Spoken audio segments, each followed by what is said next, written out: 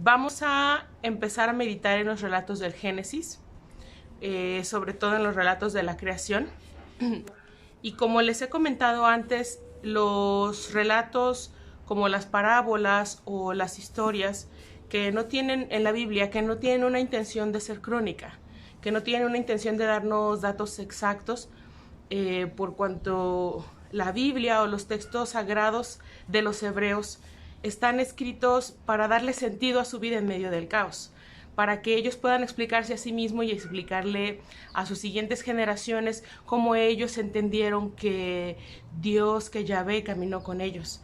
Entonces, esto es más importante a la hora de acercarnos a leer la Biblia que en la intención de leer las cosas de forma literal, de tratar de entenderlas de forma literal, porque de hecho entenderlas de forma literal es lo que ha provocado mucho más daño. Vamos al libro del Génesis, que como palabra significa origen o comienzo.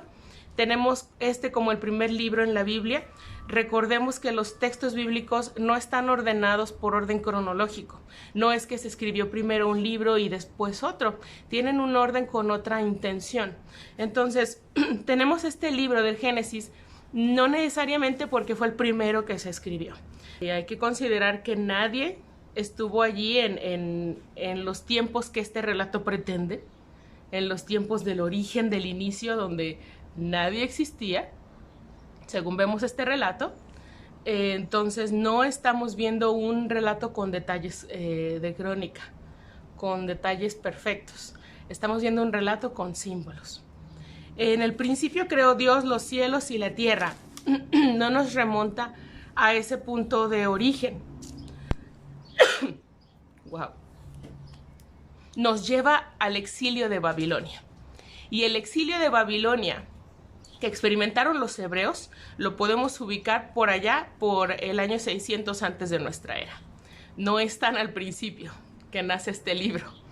Este libro o este texto, esta tradición, va a nacer en el exilio de Babilonia.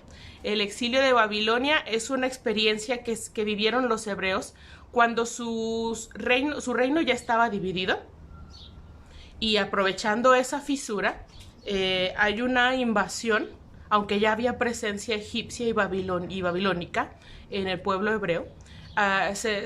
Sucede una invasión en la que el reino de Babilonia se lleva a las principales familias de los hebreos y se la llevan a Babilonia. Entonces el reino, la tierra queda dañada, queda devastada, y hay mucha gente que está viviendo en exilio, en una tierra que no es la suya, en un espacio que no conoce, en un espacio que, aunque conociera, es hostil, es un ambiente hostil, está experimentando un exilio, está añorando su pueblo. Y mientras esto sucede, dentro de un pueblo que utiliza todas las deidades que tiene, un reino que usa todas las deidades que tiene para someterlos, para darse la razón a ellos mismos, lo cual es algo muy de nuestra humanidad y nadie nos escapamos de eso, que utilizan a sus deidades para darse la razón a sí mismos sobre que ellos tienen el derecho de invadir, que ellos tienen el derecho de hacer esclavos. Yo, Babilonia, tengo el derecho de hacerte mi esclavo. Es orden natural, está marcado por nuestros dioses. Nuestros dioses nos han dado la victoria sobre ustedes. Y fíjense que luego, cuando leemos los relatos de conquista más adelante, todavía en los libros del Pentateuco, se repite eso. Repetimos la historia en la que los hebreos también van a utilizar sus textos y sus herramientas religiosas, hablando de lo divino, hablando de Yahvé, para justificar. Es la tierra prometida, no nos importa que esté habitada ya.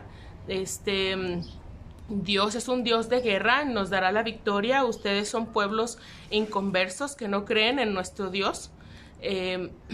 y nosotros tenemos el derecho de invadirlos. Eso se filtra y es algo que hay que hablar en nuestras congregaciones también, porque después de nuestras iglesias salen los cristianos y las cristianas a vivir en su relación cotidiana con otras personas y a justificar la esclavitud y a justificar que estén sucediendo situaciones de injusticia porque pues son inconversos, ¿no?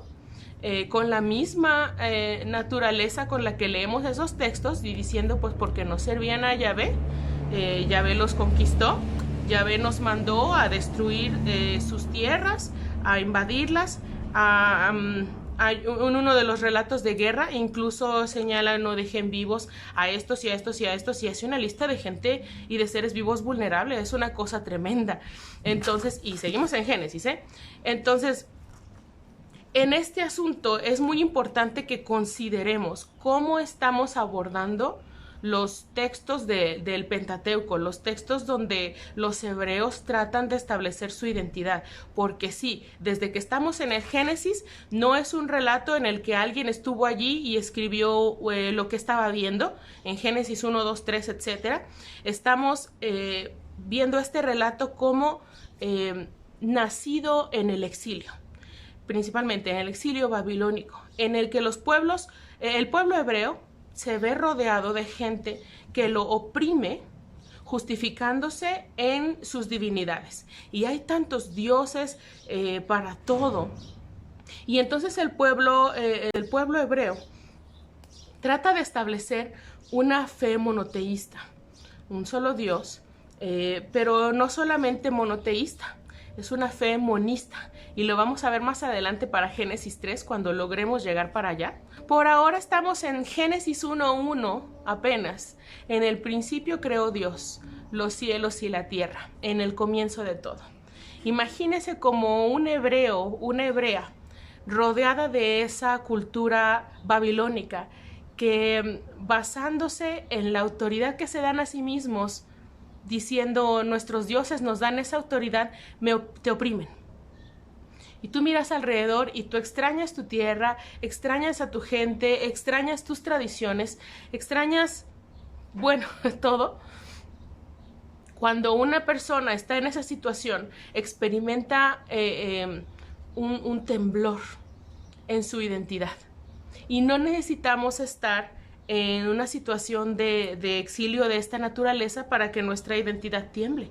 Nuestra identidad tiembla de muchas maneras, y por eso hay veces que cuando escuchamos a otra persona hablar con opiniones distintas sobre religión o política, por ejemplo, se enfrasca una discusión importante, porque hablar de estos asuntos que tienen que ver tanto con el origen de nuestra identidad nos hace temblar, sobre todo si la otra persona tiene un buen punto.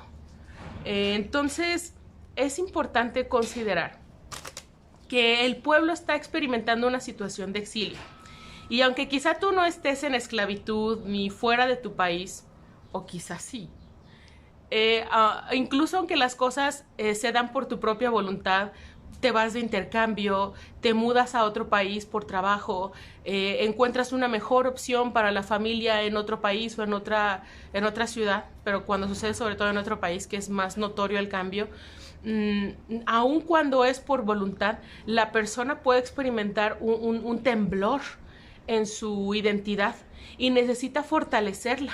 Cuando estamos en esa situación o en una situación simbólica, no nos mudamos, pero hemos salido de nuestra zona de confort porque hemos cambiado de trabajo o hemos perdido el trabajo, hemos pasado de una situación de empleo a desempleo, porque hemos pasado de una situación sentimental en una relación a soltero, o al revés.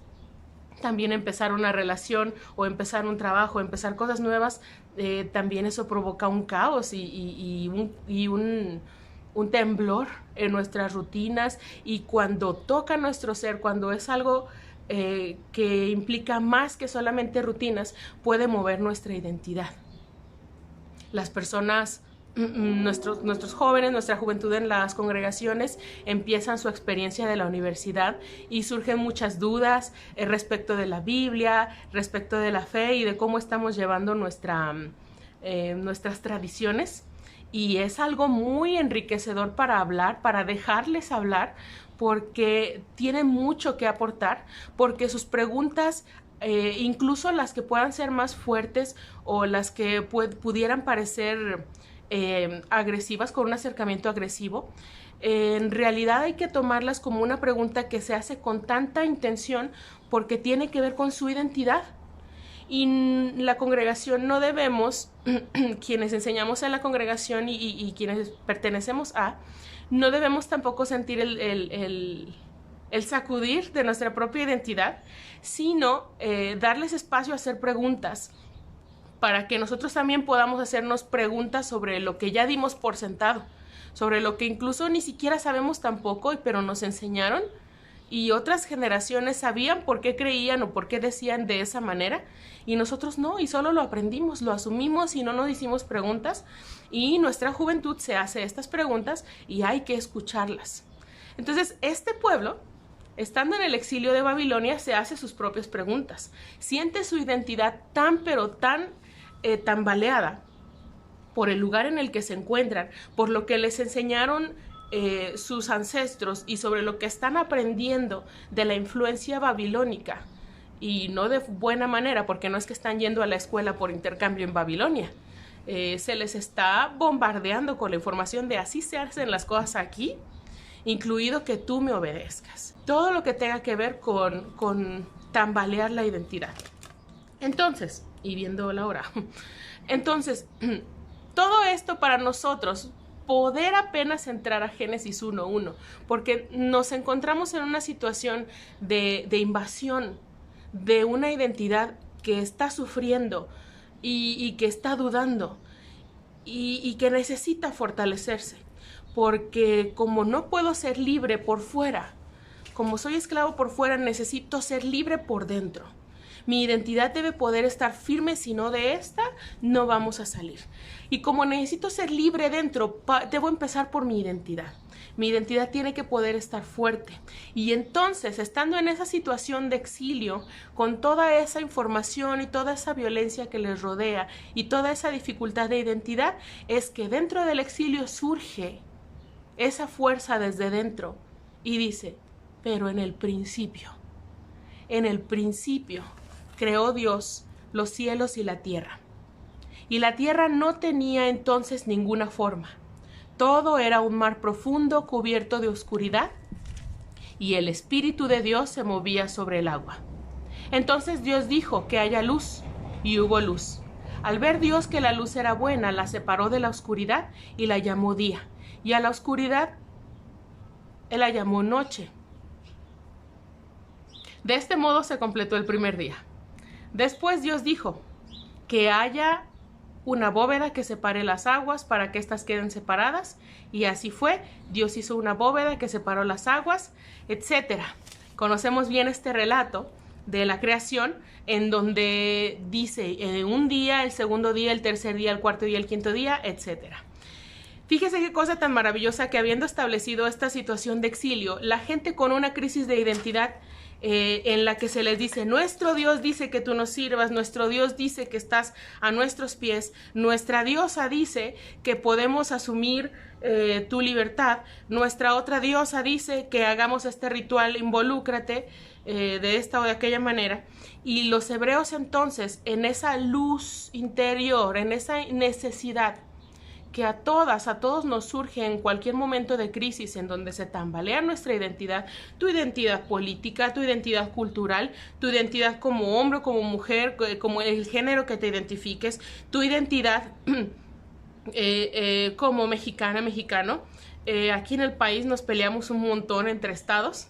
Cuando uno se va para otro país, ¿qué me importan los estados? Eres mexicano también, abrázame. Y cuando estás en otro país, incluso ni siquiera se trata de eso. Compartes una cultura latinoamericana, tú eres mi hermano, mi hermana. Sí, pero yo soy de Colombia, ¿qué me importa? Hablas español. Entonces es una cosa que cuando nosotros necesitamos establecer nuestra identidad, se fortalecen en nosotros ciertos detalles. Hay música que yo nunca en la vida había escuchado en el país, ni he vuelto a escuchar mientras he estado acá, pero me llegaba al corazón cuando la escuchaba en Puerto Rico. Y les vuelvo a decir, no estaba exiliada de obligada. Estaba de intercambio, estaba en una experiencia en la que estaba cumpliendo un sueño, y aún así se tambalea la identidad. Entonces imagínense el temblor en la identidad de este pueblo, y en esa luz ellos de necesidad, ellos empiezan a decir, pues en el principio, que tu Dios, que tu diosa, que tu poder y la forma en la que tú me controlas, pero en el principio, antes de que tú mismo, que me oprimes, existieras. Antes de que tú o yo existiéramos, antes de que tus leyes, que la forma en la que tú gobiernas, antes que todo esto que tú haces pasar como ordenanza divina y que a mí me oprime y a ti te exalta, antes que cualquiera de nosotros y tus ideas existieran, en el principio, antes de esto, creó, Yahvé creó, nuestro Dios creó. Y no creó con esta intención. Y nuestro Dios, para empezar por ese punto, nuestro Dios, Yahvé, no importa en qué situación estemos, es más fuerte que tus deidades. Nuestro Dios creó a tus dioses. Fíjense cómo, viendo de esa manera, estos textos son textos de resistencia. Son textos en los que un pueblo que está siendo oprimido está tratando de sacar su propia verdad a la luz, está tratando de fortalecer su identidad porque no sabe por cuánto tiempo va a estar en el exilio, y no quiere que si van a ser su siguiente generación en exilio, nazca sin identidad o que adopte la identidad de esclavo, la identidad babilónica. No, mija, no, mijo. Esta es nuestra historia, y entonces se fortalece eso. Fíjense que Génesis entonces no es un relato que está tratando de informarnos científicamente cómo se creó el mundo. Eso no le importa al relato. El relato no está tratando de defender, este es el origen del mundo para que todos se enteren. No. No utilizamos estos relatos como si se contradijeran con las teorías científicas, porque el pueblo hebreo no está tratando de explicar cómo nació el universo por espíritu o mérito científico. Está tratando de explicar cómo nació su propio cosmos, cómo nace su propia identidad, cómo nació el mundo, de manera que ellos se puedan sentir respaldados. Esa divinidad que creó todo lo que puedo ver y todo lo que no, me creó a mí también. Y si esa deidad puede sustentar a todo lo que creó en cada día, que dice el relato, y en un día también entro yo en esa creación y la sostiene, a mí también me va a sostener. Miau, miau. A mí también me va a sostener. Y a ti te sostiene, babilónico. Aunque tú me oprimas con tus ideas, tus propias ideas de deidades. En realidad, antes de que todos existiéramos, de que tú o yo, tú con tus leyes y yo siendo oprimido existiéramos, en el principio de los tiempos, Yahvé creó, Dios creó. Y creó Dios a la luna y al sol, o sea, tu diosa luna, tu dios sol, y creó las aves, o sea, tu dios águila, tu dios halcón, y creó los seres que habitan en el mar, y creó a tus divinidades, a tus deidades del agua y del océano, y Dios creó entonces también, separó la luz de la oscuridad. Esto es algo que es conocido para nuestra deidad la creó, así que no tendríamos por qué tener temor de la oscuridad y del incierto, y no tendríamos por qué tener temor de la luz, es decir, que las cosas salgan a la luz, que estemos bajo iluminación, porque no debemos nada, y tú deberías temer, porque sí debes mucho, porque nos has exiliado, porque nos has oprimido, porque nos esclavizas. Fíjense cómo entonces estos relatos no son valiosos como tal por tratar de explicar el origen científico de lo que nosotros conocemos. Lo que está tratando de dar es sentido a la vida de este pueblo que está sufriendo. Entonces, yo estoy viendo el reloj y no ha salido de Génesis 1. Entonces, cuando vemos este relato nos damos cuenta de que es un relato de resistencia. En el principio creó Yahvé. ¿Qué me importa que las cosas estén así como están ahora? ¿Por qué? Porque entonces ese versículo al del que por fin salimos y dice, Dios creó los cielos y la tierra estaba desordenada y vacía. Todo era un mar profundo cubierto de oscuridad. Como ahorita.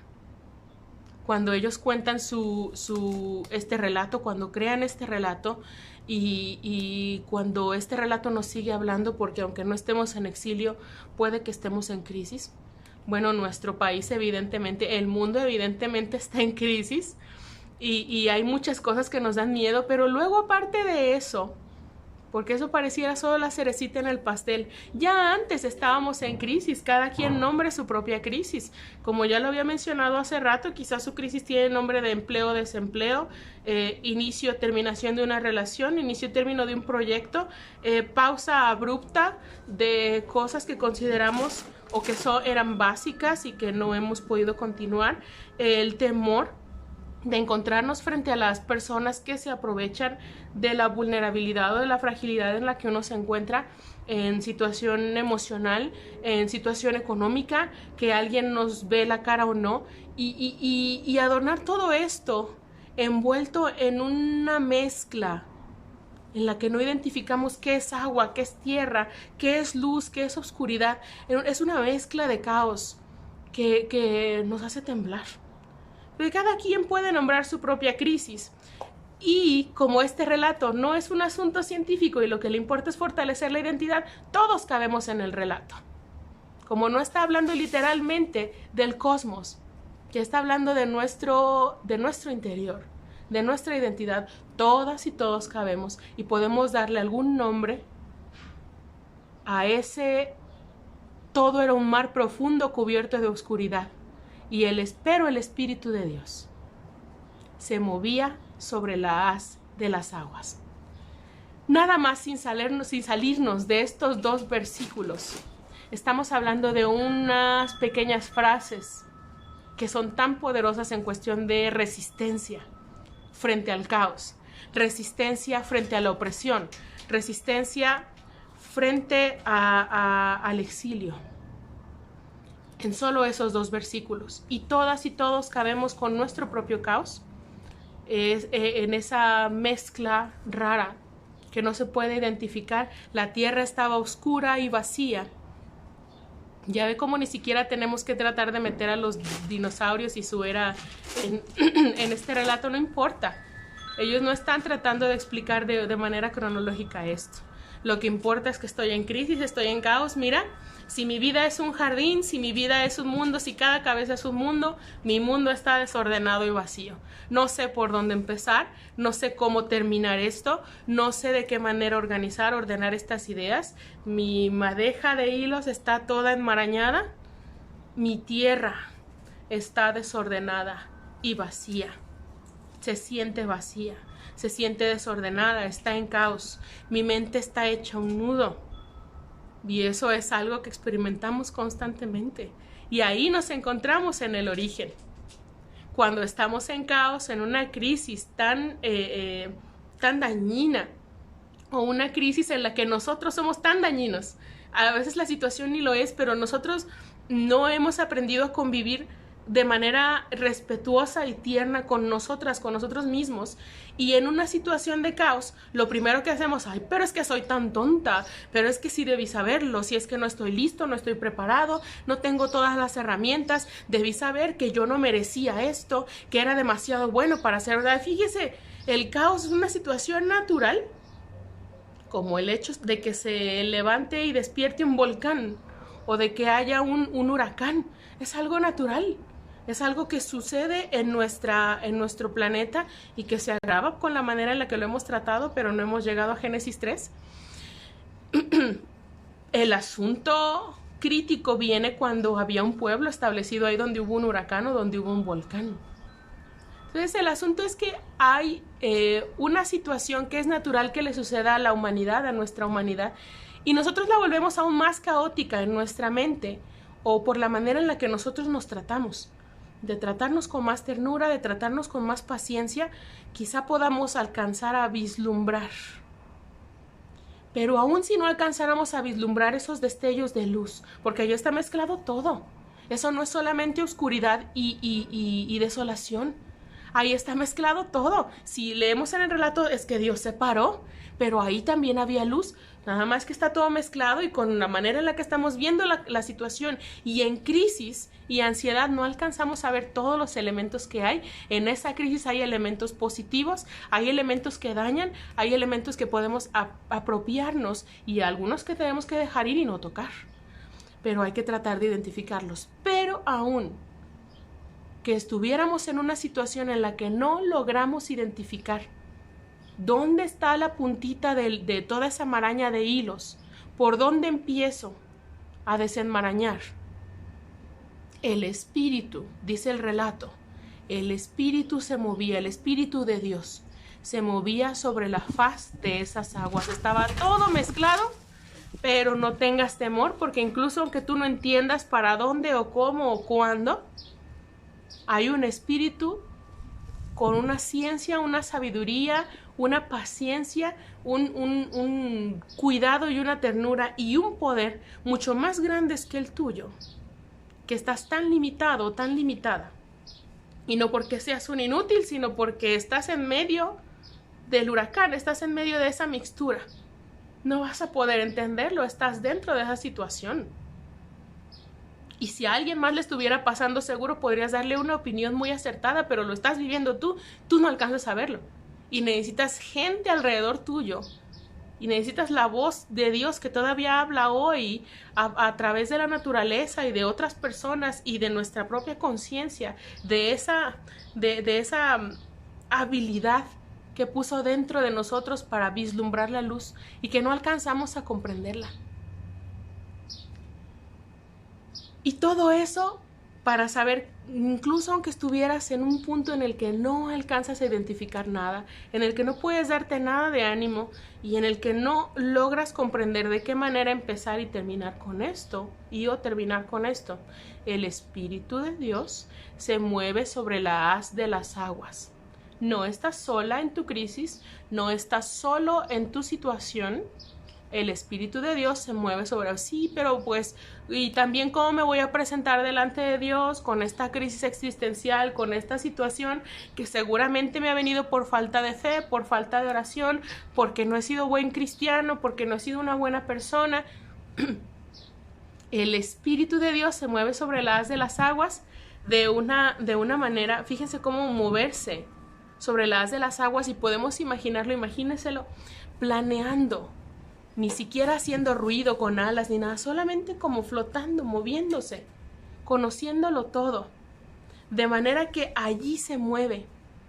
Y que si se sigue moviendo y ahí está presente en esa crisis, es porque no le da miedo mi crisis, porque no le da ansiedad mi crisis, porque no le da asco, ni le huele mal como para decir, uy, aquí no. Sí me muevo sobre ciertas crisis, pero mi hijo, la tuya, te pasas de veras. No.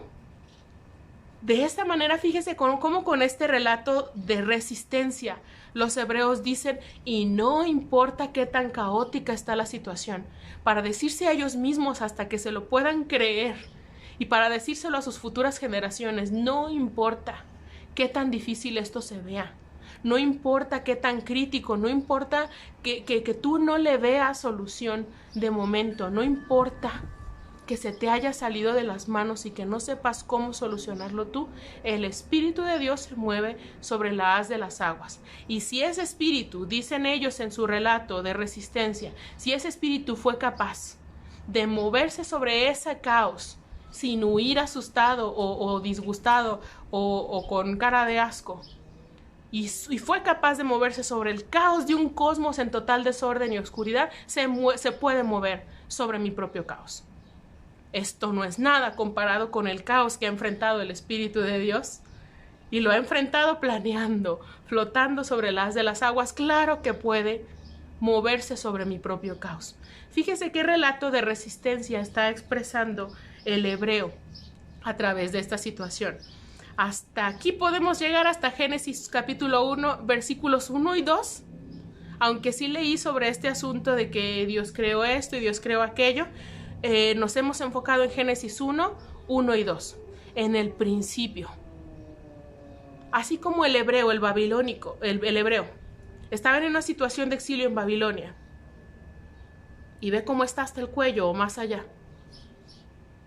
Y esa luz, esa necesidad de resurgir, igual que la necesidad que tú sientes, que tú y yo sentimos, de resurgir de sea la crisis que sea que estemos experimentando, repitamos los mismos versículos con nuestros ojos cerrados, tratando de calmar esa ansiedad que nos provoca la situación, ese enojo, ese malestar, ese dolor que nos está provocando la situación.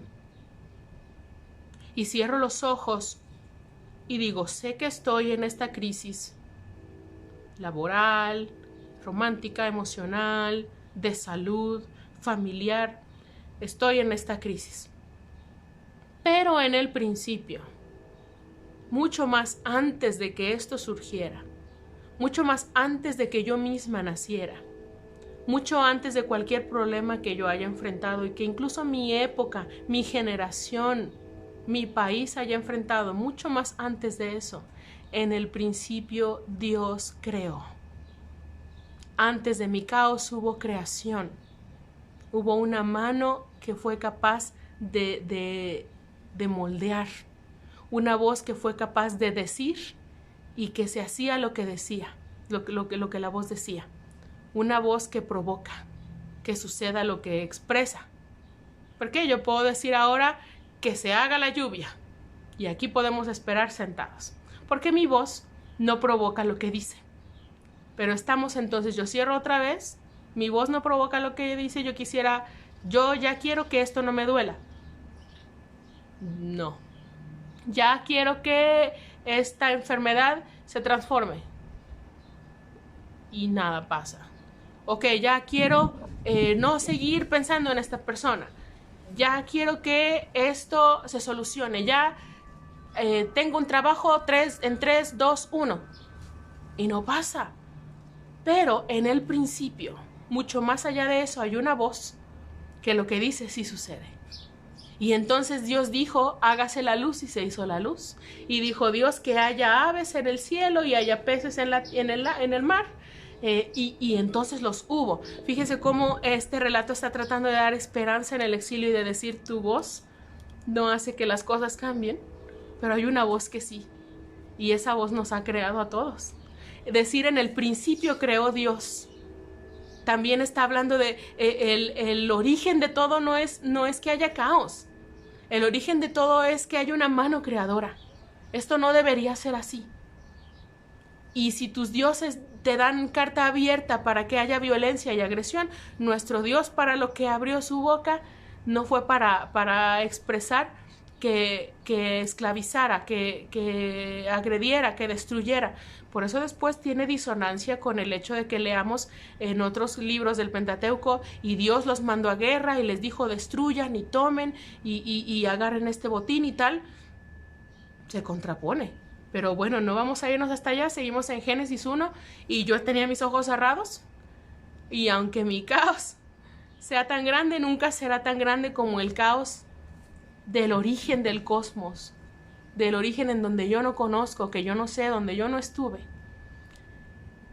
Y si esta mano creadora fue capaz de moverse y hablar y separar y dar orden a un caos cósmico que yo nunca voy a alcanzar a entender y que no cabe en mi mente, mi crisis, mi caos no es nada para Dios. Aunque sí es mucho para mí, sí me duele mucho a mí, no es nada para el Espíritu de Dios que se movía sobre ese caos. Se puede mover también sobre mi caos. Y le gusta. Y le agrada poner orden. Como las personas que sienten placer en doblar la ropa que está toda volteada y puesta ahí sobre la cama. La gente que encuentra placer en sacar en polvo de las esquinas, de que brillen las ventanas, de que esté todo limpio y en orden y cada traste en su lugar, porque, oye, estas personas tienen un espacio específico para las tazas, para los platos pequeños, los grandes, los hondos, las cucharas y los tenedores no pueden ir mezclados y aparte las cucharas van separadas, son las pequeñas y las grandes, los tenedores de 3 dientes y de 4. Y aparte tengo otro estante para la loza que solamente se usa en cumpleaños. Fíjese, Y lo hacen estas personas, porque no a todos les gusta, lo hacen con placer de encontrar ese orden, de lavar todo y luego poner cada cosa en su lugar, en donde debe ir, de ordenar, de oler un piso recién trapeado o barrido. Pues imagínese, si a uno le da placer eso, sienta ese espíritu de Dios que se mueve sobre el caos y dice, la cantidad de cosas que yo podría hacer aquí, la cantidad de cosas, de novedades que podría traer este caos. Y que si lo hizo con el caos del cosmos, lo haya hecho como le haya dado la gana, que algo explotó, que algo se incendió, que algo se formó de materias, que hubo organismos, como le haya dado la gana. Que no se pelea el relato de la creación con las teorías científicas para nada. Como haya creado, como haya sido, pero Dios creó. Esa energía que yo no alcanzo a identificar, que aunque yo la mencione con un nombre porque necesito hacerlo, está más allá de los nombres que yo le dé, está más allá de la autoridad que yo le dé o le quite, está más allá de la potestad que yo quiero ejercer, de la idea de control que yo tengo. Su idea de control es otra, porque mis pensamientos no son sus pensamientos. Y ya que otra vez mis ojos estaban cerrados, y si ese caos cósmico lo pudo mezclar y pudo verlo con ojos de agrado y decir lo mucho que yo podría hacer, y que de ese mismo modo va a decir con mi propio caos, qué grandes cosas yo puedo hacer en este caos. Cuando ve mi caos y en lugar de verlo y decir, hija, estás bien frito, o que diga, pues tú te lo buscaste, a ver, ahora cómo sales de esta, mijo, o que se siente por ahí para observar con bolsa de palomitas en mano y decir, te quiero ver ahora, solucionar tus cosas, y que no está de ese modo, ni juzgando duramente, ni atacando, ni diciendo te lo dije, ni observando con morbo hasta dónde yo llego sin reventar, sino que se mueve en medio de mi caos y dice la gran cantidad de cosas que yo puedo hacer aquí. Si tú tratas de soltar las riendas de eso que no controlas, si tú tratas de sacar las manos de aquello que realmente no puedes ordenar, porque a veces tratamos de controlar nuestros caos en lugar de sin tener la paciencia necesaria, como quien está tratando de trapear en la orilla de la playa, o como quien está tratando de agarrar arena con un colador. Así nos vemos, así estamos a veces. Hay caos y hay crisis que están en nuestras manos y por Dios que tenemos que cumplir y organizarnos y poner nuestros asuntos en orden, pero hay otros que se salen de nuestro control, o que no controlamos al 100% porque involucra a otras personas, porque involucra circunstancias que no podemos controlar, ya sea una situación de salud, laboral, económica, emocional, lo que sea. Hay cosas que están en nuestras manos y cosas que no. En esos caos Dios mete mano cuando nosotros soltamos esas riendas, como la naturaleza se dejó separar, porque leemos muy bonito que separó la oscuridad de la luz. Pero imagínese a Dios tratando de separar algo en nosotros, tratando de arrancar de nuestra vida a algo o a alguien que ya no nos trae bien, es que quería decir traía y dije nos trae, que ya no nos traía bien, o a la que ya no le traíamos bien. Y fíjese qué bonito se lee que Dios separó la luz de las tinieblas, sin que una persona sea la luz y otra persona las tinieblas. Por Dios, ya hablamos de eso en el yugo desigual. De repente no es tan bonito que el separar la luz de la oscuridad, o separar las aguas de la tierra, el cielo de lo de arriba, de lo de abajo. Suena tan bonito y tan poético en el Génesis 1, pero fíjese cómo patalea uno para que no le quiten algo que le da placer, para que no quiten de su vida algo que sentía que estaba en orden, aunque le estuviera haciendo daño, que le gustaba. Es que ¿por qué esto se tiene que acabar? ¿Por qué esto se tiene que separar? Pues hay que considerar que si hay una crisis, el Espíritu de Dios puede estar trabajando de esta manera, y lo traigo al tema porque está ese relato, esa expresión que podemos imaginar del espíritu moviéndose sobre la crisis y diciendo el potencial que hay en esta revoltura, el potencial que hay en este caos. Nadie de ustedes ve nada, espérese, soy un artista y nadie de ustedes ve nada, pero yo sí. Yo veo aquí luz y veo oscuridad y veo estos astros y veo estos seres vivos y espérense, no todos son iguales, va a depender de dónde vivan. Y veo estos colores, veo estas plantas, veo esta iluminación, veo para atrás que soy un artista y estoy trabajando. Y la cantidad de cosas que podría hacer con este caos. Como se encuentra un jardinero o una jardinera frente a un terreno baldío. Como se encuentra usted frente a un local que por fin va a empezar a rentar. Y aquí va a ir la caja registradora, y acá van a estar las promociones, y acá van a estar las cosas que se van quedando y que les vamos a bajar el costo, y acá están las novedades, aquí frente a una casa nueva, o frente a un terreno, aquí va a ir la cocina, y acá va a estar la habitación principal, y este va a ser el cuarto del perro, del gato, del hijo, de la madrina, de lo que sea. Y lo voy a pintar de este o de otro color, tenga el ánimo y el espíritu de saber que aunque este caos no le gusta, la voz divina ve mucho potencial.